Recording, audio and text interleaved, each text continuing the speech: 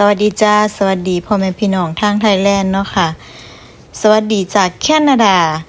เมื่อนี้ก็ฝนตกเบิดมื้อพี่น้อง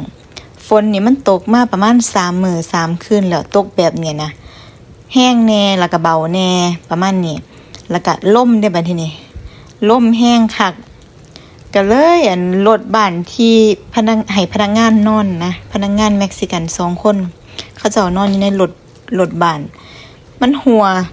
ฝนมันตกแห้งหลายตกหลายมื้อติดต่อกันมันก็เลยหัววันนี้บ่มีที่นอนกันก็เลยย้ายรถบ้านคันเก่านะไปไว้อยู่ในโรงรถเขาเจ้าก็พากันไปนอนอยู่ในโรงรถแต่ว่าซุมข่อยน่ะเอิ้นเขาเจ้าเข้ามานอนอยู่ในบ้านอยู่แต่ว่าเพิ่นบ่มาวันนี้ก็เลยได้พากันหาซื้อรถบ้านคันใหม่มื้อนี้ก็กำลังสิเดินทางไปเบิ่งเนาะค่ะไปเบิ่งรถบ้านเฮาสิไปเบิ่งก่อนว่ามันโอเคบ่แล้วก็มันต้องซ่อมหลายบ่หรือว่าราคาแพงบ่อีหยังจังซี่นะคะจากบ้านข่อยไปหม้องที่สิไปเบิ่งรถนี่ใช้เวลาเดินทางประมาณ2 ชั่วโมงไป2 ชั่วโมงกลับ2 ชั่วโมงเนาะค่ะพอดีเห็นอยู่ในออนไลน์เขาเจ้าประกาศขายเพิ่งประกาศขายเมื่อบ่ฮอดเดือนด้วยมั้ง3 อาทิตย์พอเฮาเบิ่งอยู่ในรูปเนาะค่ะเขาเจ้าก็ถ่ายให้เบิ่งว่ามันเป็นจังไดเนาะบัดนี้มันก็ถูกต้องตามที่เฮาต้องการพอดีเพราะว่าซุมข่อยเบิ่งไว้ตั้งแต่ปีกายแล้วว่าอยากได้อีกคันนึงเพราะว่าคันนี้นะมันเก่าแล้วนะก็เลยอยากได้อีกคันใหม่แล้วก็คันใหญ่กว่าเก่าเพื่อที่สิให้แบบว่าเขาเจ้าสามารถนอนเป็นสัดส่วนของไผของมันได้นะคันเก่านี่ก็คือว่ามันมีเตียงแค่เตียงเดียวแล้วอีกผู้นึงสินอนเตียงเสริมแล้วก็ใช้ม่านกันนะแต่ว่ามันก็บ่ได้กันเป็นห้องจังซี่นะก็เลยว่ามันบ่เป็นสัดเป็นส่วนบ่เป็นส่วนตัวนะก็เลยอยากให้เขาเจ้าแบบว่าเฮ็ดงานมาเหนื่อยๆแล้วก็นอนแบบสบายๆนอนเป็นสัดส่วนของไผของมันก็เลยได้มาเจอคันนี้ข้างหน้านี่ก็สิเป็นเตียงนอนแล้วก็ข้างหลังนี่สิเป็นห้องนอนอีกห้องนึงเนาะค่ะตรงกลางนี่ก็สิเป็นห้องรับแขกแล้วก็สิเป็นห้องน้ำแล้วก็ห้องครัวถือว่าคันใหญ่เติบอยู่ได้พี่น้องสมกับราคาถือว่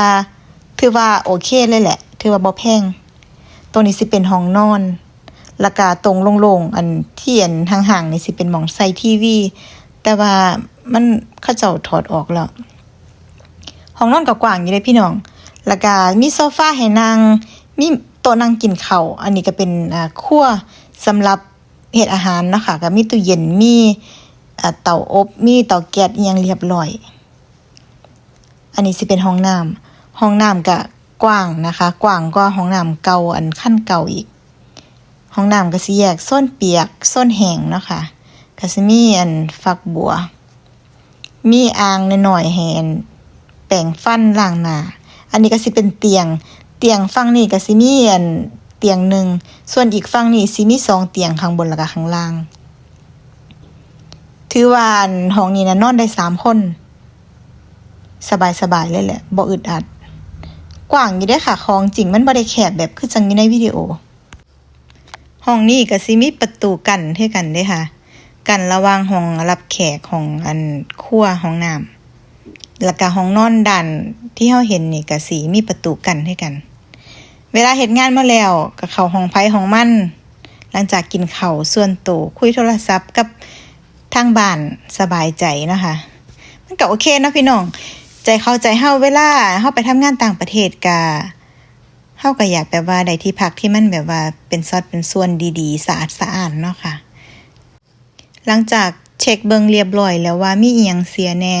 เฮาจะต้องซ่อมอีหยังแน่จังซี่เนาะค่ะแล้วก็เปรียบเทียบเบิ่งกับราคาที่เขาเจ้าเสนอมาก็ถือว่าโอเคนะคะก็เลยตกลงซื้อเป็นที่เรียบร้อยแล้วนะจ๊ะก็จะเอากลับบ้าน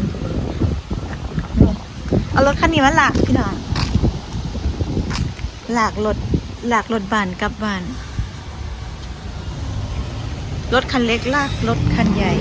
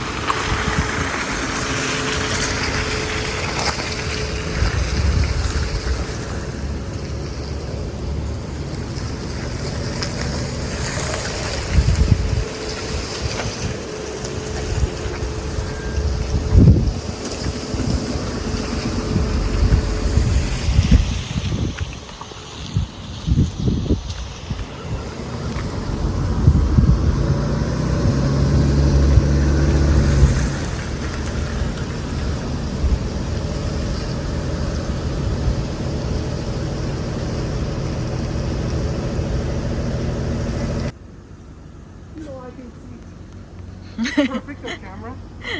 Do you know? Almost perfect. Need more or not? A little bit.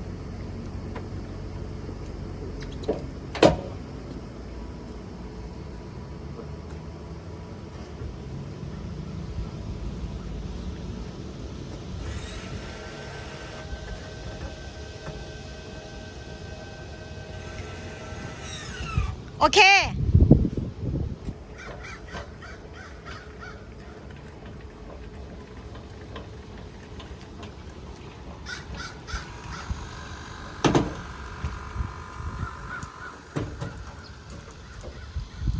Wow. Well, that's my truck there, bags.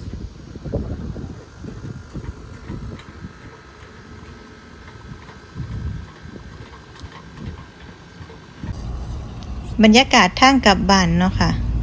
2 ชั่วโมงขับรถก็บ่ได้ถือว่าไกลมากเพราะว่ามันเป็นบ่แม่นทางเข้าเมืองอะนะพี่น้องรถบ่หลาย